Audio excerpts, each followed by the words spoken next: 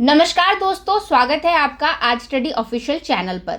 आज हम एक बेहद महत्वपूर्ण और संवेदनशील मुद्दे पर चर्चा करने जा रहे हैं जो हमारे समाज और देश के भविष्य के लिए बेहद महत्वपूर्ण है। दोस्तों, हाल ही में दलित और आदिवासी संगठनों द्वारा भारत बंद का आह्वान किया गया।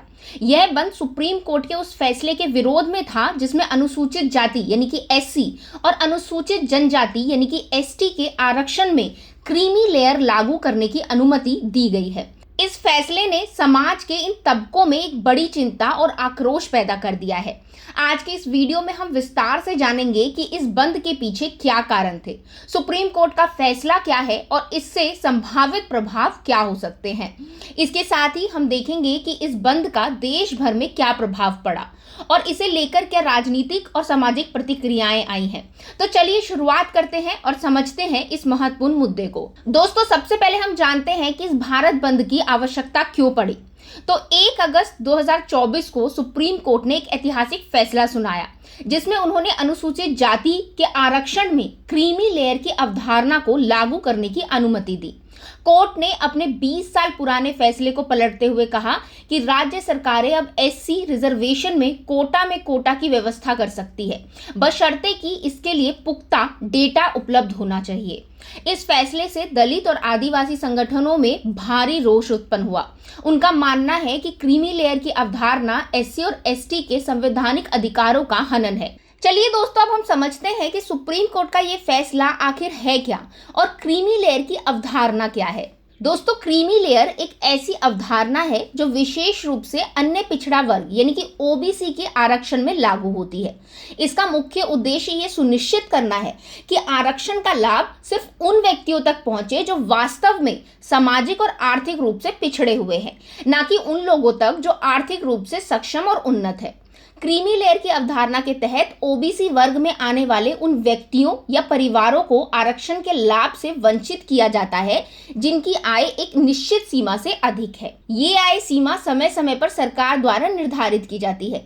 वर्तमान में इस सीमा के अनुसार यदि किसी ओबीसी परिवार की वार्षिक आय 8 लाख रुपए से अधिक है तो उन्हें क्रीमी लेयर माना जाता है और उन्हें आरक्षण का लाभ नहीं मिलता।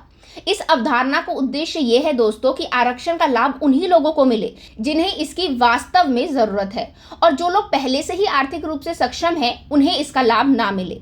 हालांकि एससी और एसटी के आरक्षण में क्रीमी लेयर की अवधारणा अभी तक लागू नहीं थी, लेकिन हाल ही में सुप्रीम कोर्ट ने अपने फैसले में एससी के आरक्षण में भी क्रीमी लेयर लागू करने की अनुमति दी है, जिससे इस मुद्दे पर विवाद पैदा हो गया है। दोस्तों, भारत बंद के दौरान विशेष रूप से बिहार, राजस्थान, मध्य प्रदेश और उत्तर प्रदेश जैसे राज्यों में इसका व्यापक असर देखने को मिला है।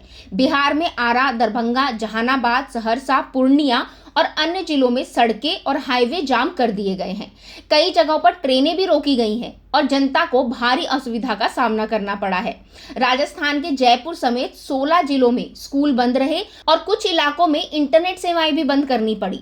इसी प्रकार मध्य प्रदेश में ग्वालियर और उज्जैन जैसे शहरों में भी स्कूल बंद रखे गए और विरोध प्रदर्शन किए गए। इन राज्यों में कई राजनीतिक दलों ने भी इस बंद का समर्थन किया, जिससे इस बंद को और अधिक ताकत मिलने लगी। दोस्तों, अब बात करते हैं इस बंद पर राजनीतिक प्रतिक्रिया और उनके समर्थन की। तो इस बंद को कई राजनीतिक दलों का भी समर्थन मिला। कांग्रेस, टीएमसी, सपा, बसपा, आरजेडी, जामुमो समेत कई दलों ने इस बंद को समर्थन करते हुए कहा कि यह फैसला समाज के कमजोर वर्गों के लिए अन्याय है। उन्होंने मांग की कि इस फैसले पर पुनर्विचार किया जाए और समाज के इन तबकों के साथ किसी भी तरह का भेदभाव ना किया जाए। वहीं दोस्तों, बिहार के मुख्यमंत्री और अन्य राज्यों के मुख्यमंत्रियों ने भी इस बंद को लेकर अपनी चिंताएं व्यक्त की और जनता से शांति बनाए रखने की अपील की। उन्होंने कहा कि सरकारें इस मुद्दे पर पूरी गंभीरता से विचार कर रही है और जल्द ही इसका कोई समाधान निकाला जाएगा। दोस्तों, अब बात करते हैं बंद के दौरान सुरक्षा व्यवस्था और प्रशासनिक कदम के बारे में। तो दोस्तों, भारत बंद को देखते हुए पुलिस और प्रशासन ने भी कड़े कदम उठाए। विशेष रूप से संवेदनशील इलाकों में भारी पुलिस बल तैनात किया गया और गश्त भी तेज कर दी गई। बिहार में पटना जिला प्रशासन ने बंद समर्थकों से शांति बनाए रखने की अपील की और किसी भी तरह की अराजकता बर्दाश्त न करने की चेतावनी दी। पुलिस प्रशासन ने कहा कि वे किसी भी अप्रिय घटना से निपटने के लिए पूरी तरह से से तैयार है और यदि कोई भी कानून व्यवस्था को बिगाड़ने की कोशिश करेगा तो उसके खिलाफ कड़ी कार्रवाई की जाएगी। इसी प्रकार अन्य राज्यों में भी पुलिस और प्रशासन ने एहतियाती कदम उठाए ताकि किसी भी तरह की हिंसा और असुविधा से बचा जा सके। तो दोस्तों, आज के इस वीडियो में हमने सुप्रीम कोर्ट के फैसले और उसके खिलाफ दलित और आदिवासी संगठनों द्वारा भारत बंद के बारे में विस्तार से समझा। ये एक संवेदनशील मुद्दा है जो हमारे समाज के एक महत्वपूर्ण तबके को सीधे तौर पर प्रभावित करता है। हमें उम्मीद है कि सरकार और न्यायपालिका इस मुद्दे को संवेदनशीलता और गंभीरता से लेते हुए इसका समाधान निकालेगी ताकि समाज के सभी वर्गों को न्याय मिल सके और देश की एकता और अखंडता बनी रहे। अगर दोस्तों आपको यह वीडियो जानकारी लगी हो तो इसे लाइक और शेयर जरूर करें और अगर आप हमारे चैनल पर नए हैं तो सब्सक्राइब करना ना भूलें ताकि आप भविष्य में भी ऐसे महत्वपूर्ण मुद्दों पर हमारी चर्चा का हिस्सा बन सके। थैंक यू दोस्तों।